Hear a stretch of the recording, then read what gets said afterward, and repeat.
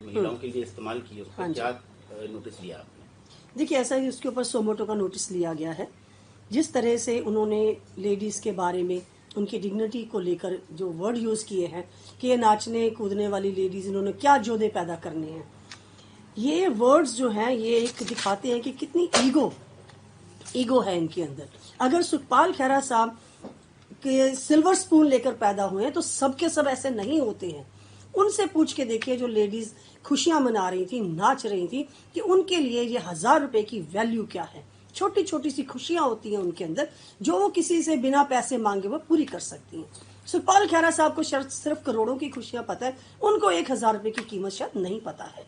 लेकिन कानूनी दायरे में रहते हुए हम ये अगर देखते हैं कि ये जिस तरह की डेरोगेटरी लैंग्वेज यूज की गई है, इसके हिसाब से तो खैरा साहब के ऊपर FIR बनती है।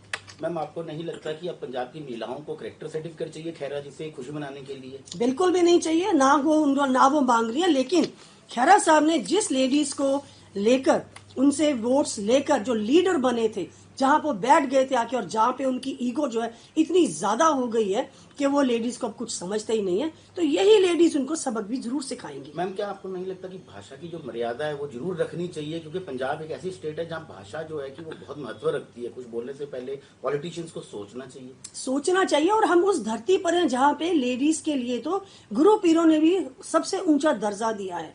वैसे तो हम जब आते हैं वीडियो के सामने तो हम कहते हैं कि जी औरतों की हम बहुत इज्जत करते हैं, गुरु पीरों की धरती को मानते हैं, और ये इज्जत करते हैं आप जिस तरह से की डेरोगेटरी लैंग्वेज आप यूज कर रहे हैं लेडीज के खिलाफ। और इसके साथ साथ मैंने राजा वड़िंग साहब को भी लिखा है, वो इसलिए लिखा है कि किसी भी इंस्टीट्यूशन के जो हेड्स होते हैं उनको अगर इन डिसिप्लिन जो लीडर उनके मेंबर्स होते हैं उनके अगेंस्ट जो है एक्शन लेना चाहिए, क्योंकि आप हेड हैं, आप जिम्मेवारी के ऊपर बैठे हुए हैं।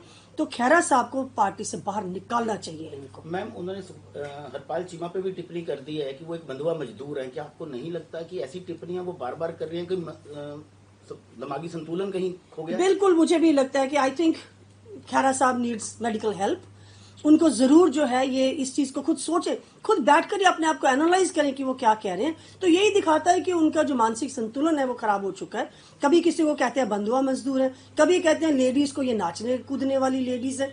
इस तरह की जो लैंग्वेज है ये पूरे हमारे पंजाब में लेडीज जो है इसको खराब लग रहा है।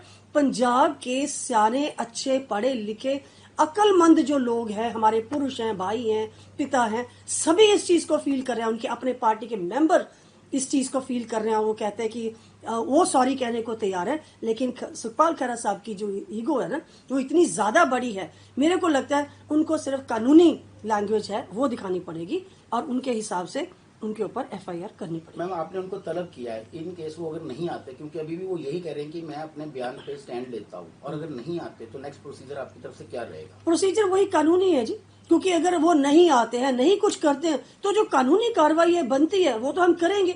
और अगर एक औरत के खिलाफ, शान के खिलाफ इस तरह से वर्ड यूज किए गए हैं तो FIR तो बनती है उनके ऊपर।